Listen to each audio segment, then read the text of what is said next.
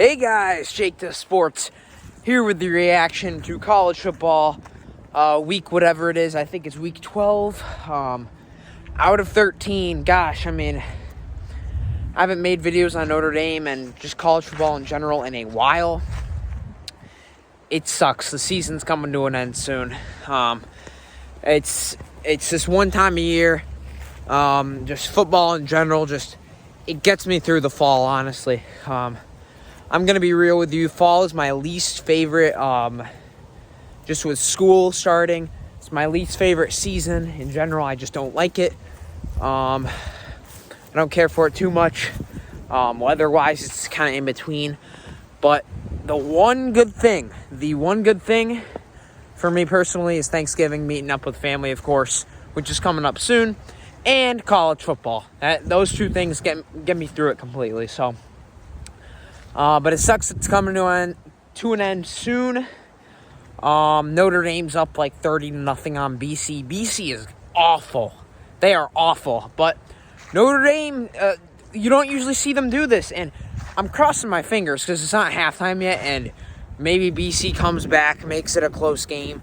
But it's almost halftime. It's pretty much over. And I haven't talked about ND in a while, and I think I'll talk about them more in the future. But for now, just wanted to go over some of the other games mainly. The big one was TCU. I was watching this entire game up until like halfway through the fourth quarter. I had to go do something, go somewhere. I get some texts incoming saying the ending was crazy, and then I didn't find out what the score was, and I watched the last 5 minutes of the game just without knowing the outcome. So I was kind of watching it live, not really. I was watching it with a raw reaction, and TCU is unbelievable. Listen, I don't think they're one of the 4 best teams in the country, but they want it bad. They want it bad. Not this team, the program wants it bad. Listen, one of these smaller Big 12 schools, I'm not talking about like Cincinnati was a very special case last year, but I'm talking about one of these like magical stories, like of a team that kind of like pops up out of nowhere, a smaller Power 5 school. We've never really seen that happen. And a team like that have a magical run during the season and make the playoffs. I'd say the closest thing to it was Michigan State in, 2015, 2016, around there. That's probably the closest thing to it, is when they had that crazy walk-off field goal against OSU. And they won the Big Ten with one loss against Iowa. But listen, TCU at this point, after all these close games, it's going, and especially as the weeks go on, it's going to be really hard for them to get in with a loss. Listen, if TCU loses in the Big 12 championship game, there's no way I really don't see them getting in. Without a conference championship and the one loss, if they lose to Iowa State, even then, because it's so late in the season, that it's going to be very hard.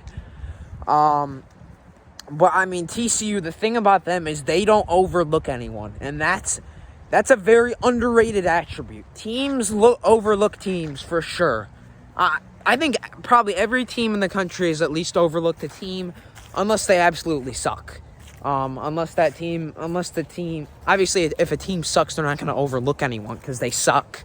But I think TCU is the one team that has not done that. They've prepared week in and week out with full intensity and focus on the one team that they're playing. And that was ballsy. That was a risky move by TCU to, obviously they wanted to get the ball spotted in the middle of the field so they could, have a cleaner kick. And it was a windy day. They didn't try to get any more yards. They settled for where they were on the field, kicked the field goal. It was right through the freaking middle, and TCU is still undefeated. They're still undefeated, 11-0. Unbelievable.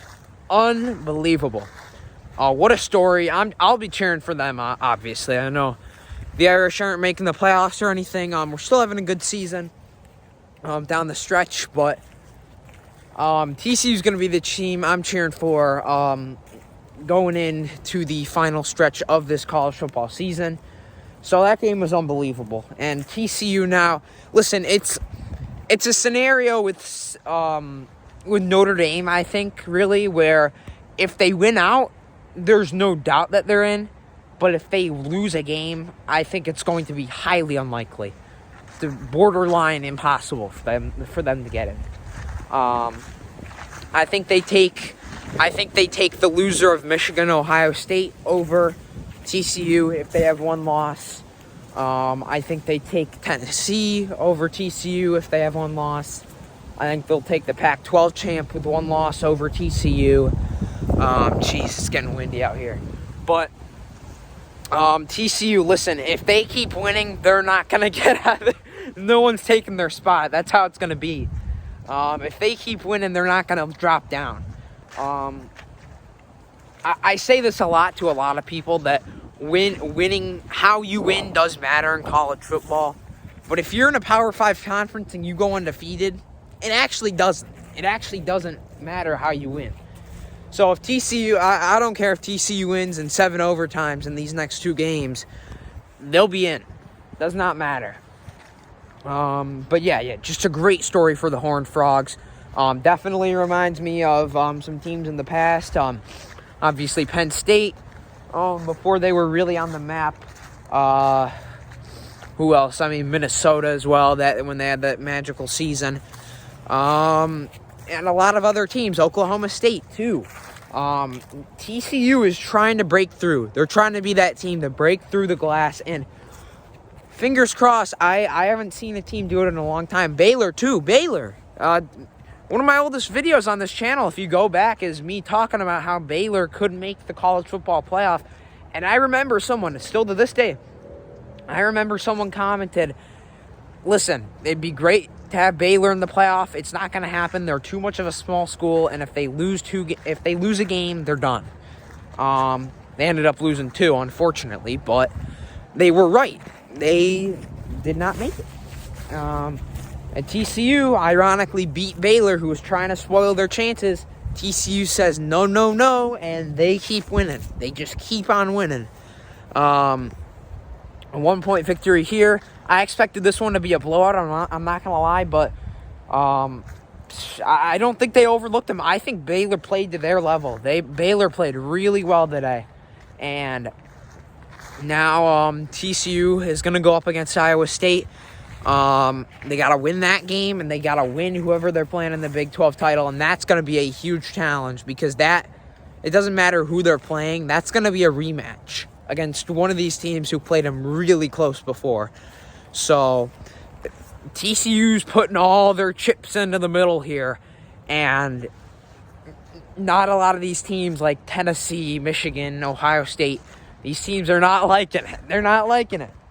But yeah, who else? I mean, Michigan did not play well. And listen, if Blake Corum's out against Ohio State, you can pencil in Ohio State to the playoff, and you can take Michigan out of it because Michigan is a whole different team, and not in a good way without Blake Corum. I'm talking because listen, Michigan's pass game is nothing special, but it opens up more because of Blake Corum. Because when you have to focus on Blake Corum, they take their focus off the pass game, and they can pass more. But you can't do that when you don't have a running back. And now I'll give credit.